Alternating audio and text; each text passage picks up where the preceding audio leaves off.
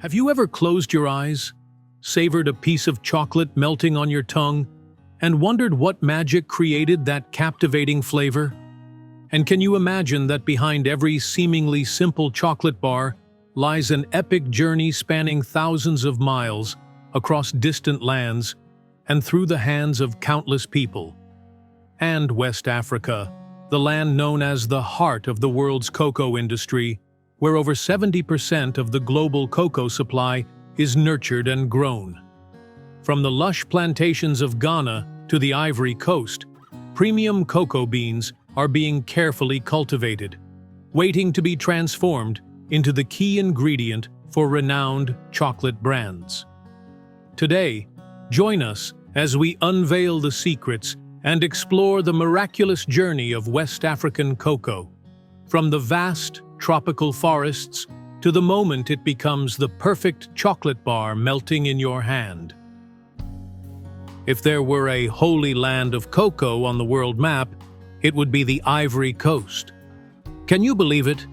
This nation supplies nearly 40% of the world's cocoa, with over 2 million tons each year. But beyond those impressive numbers, are you curious about a sustainable agricultural ecosystem where every cocoa bean, every branch is meticulously cared for like a work of art to ensure gold standard quality? Growing cocoa is not just a profession, it's an art form, the secret to perfection. This means that every tiny detail can impact the distinctive flavor of the chocolate bar you love. To obtain healthy and productive cocoa trees, seed selection plays a crucial role. Only seeds with strong vitality, selected from parent trees with high yields and good disease resistance, are chosen for planting. Besides, soil conditions also greatly influence the tree's development. Ideal soil should have a pH between 5.5 and 7.0, be rich in organic nutrients, and have good drainage to prevent waterlogging. Cocoa beans are sown in nurseries before being transplanted to the field. When the seedlings are young, they need protection from the harsh sunlight. To maintain a stable growing environment, cocoa is often intercropped with bananas, rubber trees, or other large trees at an appropriate density for root and canopy development. These trees help regulate temperature, maintain soil moisture, and protect the cocoa plants from strong winds. During their early years, cocoa trees need extremely careful and meticulous care. This helps the cocoa trees to grow steadily and sustainably with high yield, and helps to create sustainable ecosystem. This is an important key to maintain a healthy, productive, and eco-friendly plantation. After about 3 to 4 years, cocoa trees will begin to flower, but this is just the beginning. It takes 6 months for the cocoa pods to fully ripen from pollination, and only naturally ripened pods achieve the best quality. Besides observing the color to determine the ripeness of the cocoa pod, we can also gently tap the pod. If you hear a hollow sound inside, it's a sign that the pod is ripe and ready for harvest.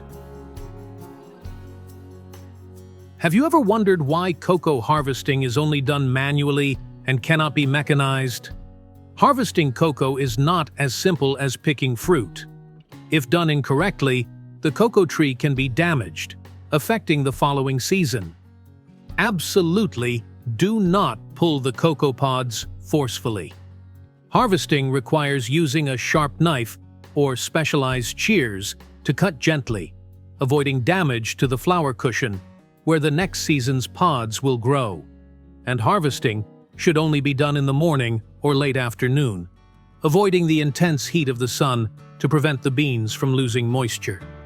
After harvesting, cocoa pods need to be opened within 4 days, and the beans processed within 24 hours in order to keep their top quality. However, fresh cocoa beans still lack of specific flavor.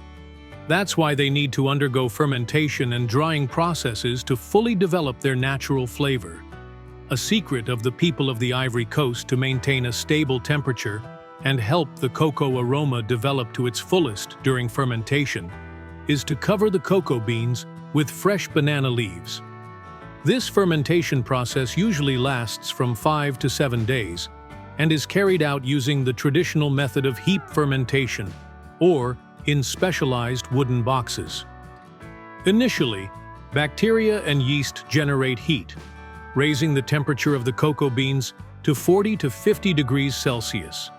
Then, natural enzymes become active, oxidizing and breaking down the inherent bitterness of the beans. Finally, the cocoa beans turn a dark brown color and develop their characteristic flavor. Have you ever tried this method? Please share with us. After fermentation, the cocoa beans are dried for 3 to 8 days under natural sunlight, or they can be dried using machines to reduce the moisture content to below 7%. This drying process helps the cocoa beans fully develop their natural flavor and completely eliminates any undesirable sourness. Next comes the sorting and packing stage. After drying, the cocoa beans will have the pod husks removed, along with any moldy or substandard beans. The remaining high-quality cocoa beans are carefully packed and begin their journey of thousands of miles to chocolate processing factories around the world. Once at the factory, cocoa bean will continue to go through a refining process, precise to the degree, to become the batches of high-quality chocolate that we love.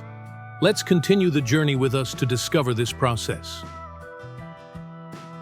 What secrets are hidden within cocoa beans before they transform into exquisite chocolate?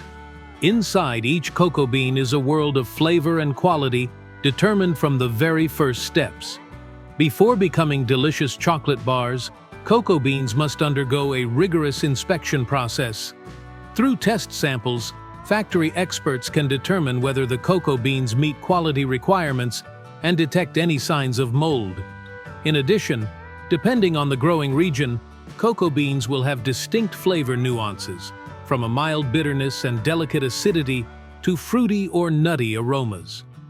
Inspection helps identify beans with the potential to create unique chocolate. And the color of the beans will be different, resulting in different flavors and roasting methods. After passing inspection, the cocoa beans are placed on baking trays and roasted at a temperature of about 110 to 140 degrees Celsius for 30 to 50 minutes, depending on the specific color of each type of bean. This entire roasting process is tightly controlled by modern technology. The temperature and roasting time are precisely adjusted to preserve the natural aroma and develop the characteristic flavor for each type of chocolate. During roasting, the thin, delicate outer shell of the cocoa bean becomes brittle and easier to remove, facilitating the next step of shell separation. Next is the step of separating the shell and grinding the cocoa beans finely. The roasted cocoa beans are passed through a specialized grinder, which crushes both the beans and the shells. This crushed mixture is then classified using a system of sieves with various sizes. Larger and heavier pieces are retained at the top, while the sieves gradually decrease in size for classification. Finally, a vacuum cleaner removes the lightest part, which is the cocoa bean shell. The remaining de-shelled cocoa beans are then passed through the grinder multiple times to create a fine cocoa powder. To obtain cocoa mass, pure cocoa. This fine grinding process is continued until the cocoa powder completely melts and forms a thick paste. Cocoa mass is the most important ingredient in chocolate, providing the indispensable rich and characteristic flavor. From here, cocoa mass can be used directly to make chocolate, or can continue through the process of separating cocoa butter. Cocoa butter is the key ingredient that creates the smoothness and characteristic velvety texture of chocolate. The remaining cocoa solids after pressing the butter, called cocoa cake, are further ground to create cocoa powder, a popular ingredient in many different foods and beverages. Next, other ingredients such as sugar, milk, and cocoa mass are mixed according to precise formulas and proportions to create a variety of different chocolate lines. In some special recipes, vanilla or lecithin may be added to enhance smoothness and help the chocolate melt easily in the mouth. The mixture after initial mixing still has a slightly coarse texture and needs to be further refined to achieve the ideal smoothness. Cocoa mass will be further smoothed through the refining process. After the ingredients have been thoroughly mixed, this mixture will continue to be finely ground using roller mills or ball mills to gradually reduce the size of the ultra-small solid particles. Conching is one of the most important stages in the chocolate production process. Conching time can range from a few hours to several days, depending on the quality standards of the final product. Throughout the conching process, the cocoa mass is continuously stirred at a temperature of 50 to 80 degrees Celsius for a period of 12 to 72 hours. This helps to remove bitter compounds and highlight the delicious, characteristic flavor of chocolate. The chocolate mixture is transferred to a specialized refining machine with a system of continuously operating agitators to mix and aerate the mixture.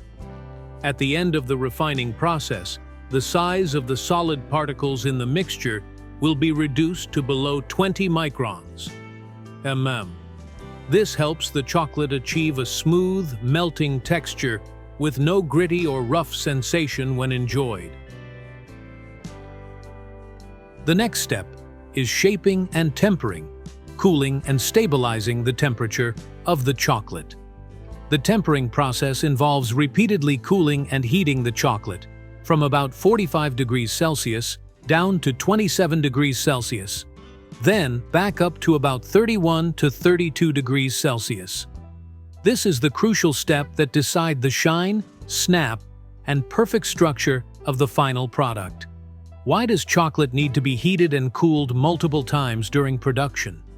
The answer is, the chocolate is heated to about 45 degrees Celsius to break down the unstable crystals, then cooled to 27 degrees Celsius to create conditions for crystallization.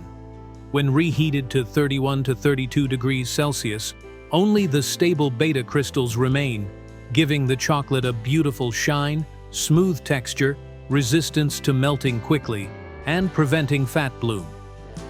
After the tempering process is complete, the molten chocolate is poured into molds. The chocolate molds are gently vibrated to remove any air bubbles trapped inside. The chocolate molds are then rapidly cooled at a temperature of 10 to 15 degrees Celsius, allowing the chocolate to quickly solidify and achieve a perfect snap. Once the chocolate has completely solidified, it is carefully removed from the molds and undergoes a final quality inspection. This is also the stage where manufacturers can create a myriad of unique shapes for their products, from traditional square chocolate bars to small, delicate chocolates, or even intricate artistic creations, full of creativity. The final step in the chocolate production process is packaging the product. Chocolate needs to be stored at the appropriate temperature and humidity to ensure that its flavor and quality are preserved. Some manufacturers also use specialized packaging that can protect the chocolate from moisture and direct light, helping to extend the shelf life and preserve the product. Thanks to the remarkable advancement of modern technology, chocolate factories today can process tens of thousands of pounds of chocolate per hour, while ensuring consistent product quality and optimizing production efficiency. From here, the finished chocolate bars are distributed all over the world, reaching consumers and bringing moments of sweetness and flavor. From the cocoa fields in West Africa to the modern factories around the world, the journey of cocoa is a story of effort, creativity, and passion. Do you have a favorite type of chocolate? Do you know which chocolate has the highest cocoa content? Share your thoughts in the comments section below. Don't forget to like, share, and subscribe to discover more fascinating stories about agriculture and food technology.